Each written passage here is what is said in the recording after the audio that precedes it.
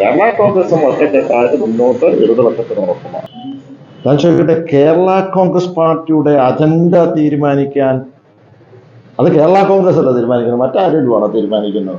UDF നമ്മൾ കാണുന്നുണ്ടല്ലോ, അതിനകത്ത് നേതൃസ്ഥാനത്തേക്കുള്ള കലഹം നടന്നുകൊണ്ടിരിക്കുന്നു.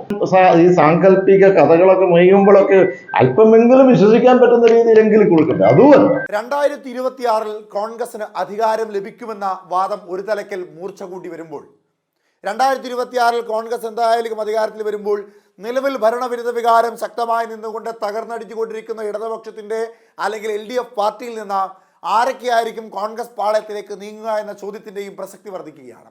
അതിൽ മുൻനിരയിൽ നിൽക്കുന്ന ഏറ്റവും പ്രധാനപ്പെട്ട ഒരു പാർട്ടി, ഒരു ഘടകകക്ഷി എന്നത് കേരള കോൺഗ്രസ് മാണി വിഭാഗമാണ്. കേരള കോൺഗ്രസ് മാണി വിഭാഗം ഇപ്പോൾ ഇടതുപക്ഷത്തിന്റെ പാളയത്തിലാണ്. ഇടതുപക്ഷത്തോടൊപ്പം സജീവമായി നിൽക്കുന്ന കേരള കോൺഗ്രസിനുള്ളിലെ ചില പ്രധാനപ്പെട്ട നേതാക്കന്മാർക്ക് ആ ഘടകകക്ഷിയുടെ കൂട്ടായ്മയിൽ അല്ലെങ്കിൽ ഇടതുപക്ഷത്തോടൊപ്പം നിൽക്കുന്ന ആ രീതിയോട് വലിയ എതിർപ്പും വലിയ വിയോജിപ്പുമുണ്ട്. ആ എതിർപ്പും വിയോജിപ്പും ഒളിഞ്ഞും തെളിഞ്ഞുമൊക്കെ അവർ പാർട്ടിക്കുള്ളിലും പുറത്തും പ്രകടിപ്പിക്കുന്നുമുണ്ട്.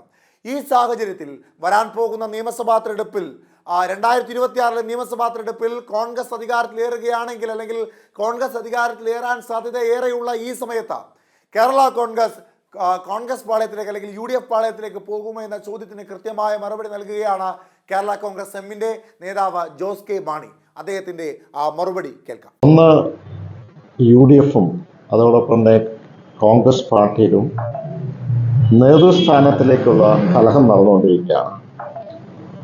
അപ്പോൾ ഇന്ന് UDFിൻ്റെ രാഷ്ട്രീയം കലങ്ങിമറിയുമ്പോൾ ആ ശ്രദ്ധ തിരിക്കുവാൻ വേണ്ടി കേരള കോൺഗ്രസിനെ ചൊല്ലി സൃഷ്ടിക്കുന്ന അവസാനത്തെ വാർത്തയാണ്. ഞാൻ ചോദിക്കട്ടെ, കേരള കോൺഗ്രസ് പാർട്ടിയുടെ അജണ്ട തീരുമാനിക്കാൻ അത് കേരള കോൺഗ്രസ് അല്ല തീരുമാനിക്കുന്നത്, മറ്റാരെങ്കിലും ആണോ തീരുമാനിക്കുന്നത്? അത് കേരള കോൺഗ്രസ് തീരുമാനിക്കേണ്ടതാണ്.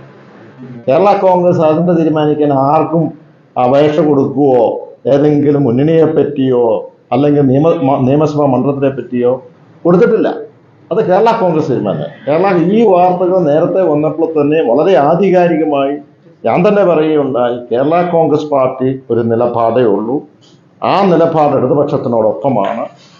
ആ ഇടതുപക്ഷ ജനാധിപത്യ മുന്നണിയുടെ അവിഭാജ്യ ഘടകമാണ്.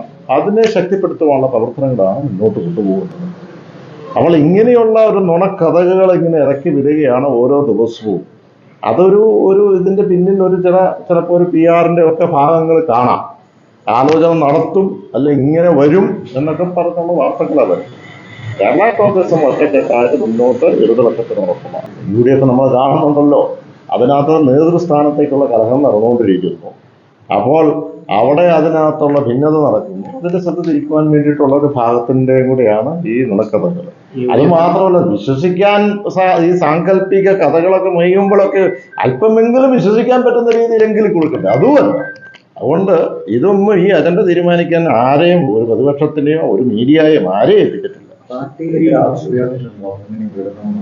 ഒറ്റക്കെട്ടായിട്ട് പാർട്ടി അത് ഇടതുപക്ഷത്തിനോടൊപ്പമാണ്, യാതൊരു സംശയവുമില്ല. അത് ഞാൻ വളരെ വ്യക്തമായിട്ട് പറഞ്ഞു.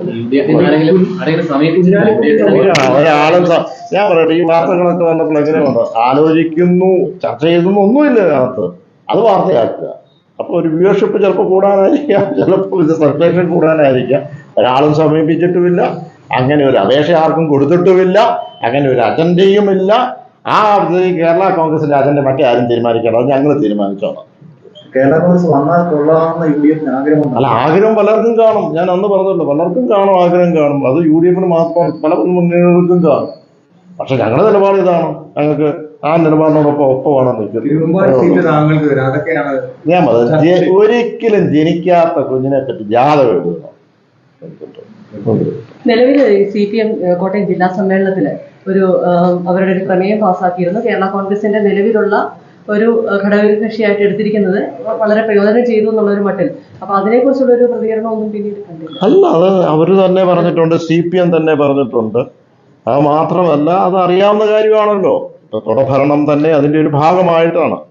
ഇപ്പോൾ ഒരു കാര്യം വളരെ വ്യക്തമാണല്ലോ, ഈ UDFിന്റെ നട്ടെല്ലെന്ന് പറയുന്നത് KM മാണിയും KM മാണിയുടെ പിന്തുടർച്ച അവകാശികളുമാണെന്നുള്ളത് അവരെ സംബന്ധിച്ചിട്ടുണ്ട്. ഇടതുപക്ഷത്തോടൊപ്പം അടിയുറച്ചു നിൽക്കുന്ന ഒരു പ്രസ്ഥാനമാണ് കേരള കോൺഗ്രസ് മാണി വിഭാഗം. അത് അങ്ങനെ തന്നെ തുടരുമെന്ന് അദ്ദേഹം അടിവരയിട്ട് പറയുന്നു. തദ്ദേശ സ്വയംഭരണ തെരഞ്ഞെടുപ്പോടുകൂടി കോൺഗ്രസ് പാളയത്തിലേക്ക് എത്തും, അല്ലെങ്കിൽ UDF പാളയത്തിലേക്ക് എത്തും കേരള കോൺഗ്രസ് എന്ന് വാദിച്ചവർക്കുള്ള കൃത്യമായ മറുപടി നൽകുകയാണ് ജോസ് കെ മാണി. കേരള കോൺഗ്രസ് മാണി വിഭാഗം നിലവിലത്തെ സാഹചര്യത്തിൽ ഇപ്പോൾ ഇടതുപക്ഷം വിട്ടു പോകുവാനുള്ള തീരുമാനങ്ങളൊന്നും തന്നെ എടുത്തിട്ടില്ല. എന്നാൽ പാർട്ടിക്കുള്ളിലെ മറ്റൊരു വിഭാഗം നേതാക്കന്മാർക്ക് തുടർന്നും ഇപ്പോൾ CPM-നോടൊപ്പം അല്ലെങ്കിൽ ഇടതുപക്ഷത്തോടൊപ്പം തുടരുന്നതിൽ വലിയ വിയോജിപ്പ് തന്നെയാണ് ഉള്ളത്.